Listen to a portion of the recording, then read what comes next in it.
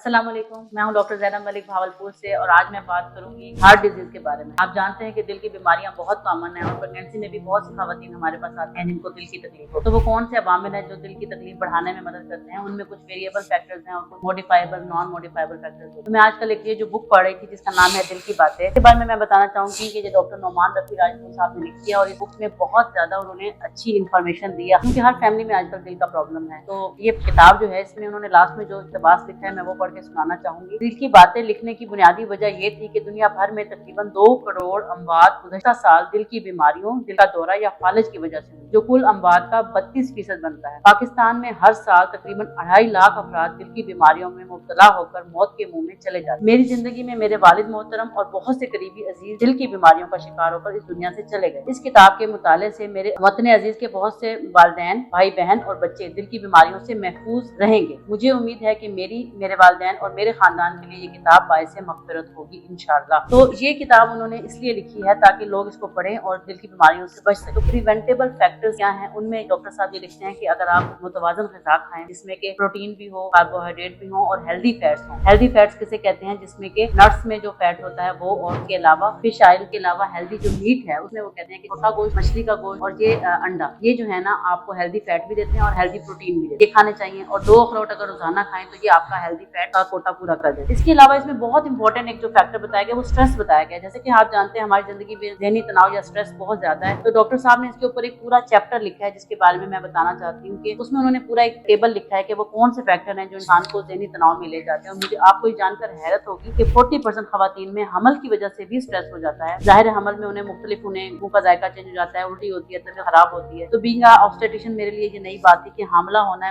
वाली खवातीन में 40% रिस्क होता है स्ट्रेस में जाने का। इसके अलावा वो कहते हैं रोजमर्रा जिंदगी में खवातीनों हज़रात जो जॉब करते हैं उनको दफ्तरी परेशानियां हो, या उनके बच्चों में से कोई एक सफर पे जा रहा हो, या मियां बीवी में तलाक हो जाए, झगड़े हो जाए, या बीवी या खामद में से एक की मौत वाक़ई हो जाए, तो इन सारी सूरत-ए-हाल में, या ससुराल में झगड़ा हो जाए, रिटायरमेंट के मौके पर, या कर्ज लेने वाले जो लोग होते हैं उनमें स्ट्रेस का एलिमेंट ज्यादा पाया जाता है। तो स्ट्रेस मैनेजमेंट पे इन्होंने बहुत खूबसूरत बात की है कि मेडिटेशन के जरिए, दुआ के जरिए, लंबी वॉक के जरिए, एरोबिक एक्सरसाइज के जरिए हम अपनी स्ट्रेस मैनेज कर सकते हैं। और वो खवातीनों हज़रात जो स्ट्रेस अपनी मैनेज नहीं करते उनमें दिल की बीमारियों का रिस्क बढ़ जाता है। और इसके अलावा बैलेंस लाइफस्टाइल, हेल्दी लाइफस्टाइल बहुत जरूरी है जिसमें वर्जिश और का बहुत ज्यादा रोल है, एक्सरसाइज का, वॉक करने का, हेल्दी डाइट का। हेल्दी डाइट में वो यही कहते हैं कि ऑर्गेनिक फूड इस्तेमाल करें, फ्रेश सब्जियां, फ्रेश फ्रूट और नट्स का इस्तेमाल बढ़ा दें, दालें, इस तरह की चीजें जो है इनका इस्तेमाल बढ़ा दें। और जो डब्बे की खुराक है उसमें न सिर्फ नमक ज्यादा होता है बल्कि उसमें जो केमिकल्स होते हैं वो भी बैड कोलेस्ट्रॉल को बढ़ाते हैं और ब्लड प्रेशर भी हाई करते हैं और दिल की बीमारियों का सबब भी बनते हैं। तो अगर हम अपनी जिंदगी सेहतमंद गुजारना चाहते हैं तो आज से ही हमें जो है इन प्रिवेंटिव मेजर्स को अपनाना होगा। अगर हम ये हिफाजती तदाबीर अपना लेते हैं तो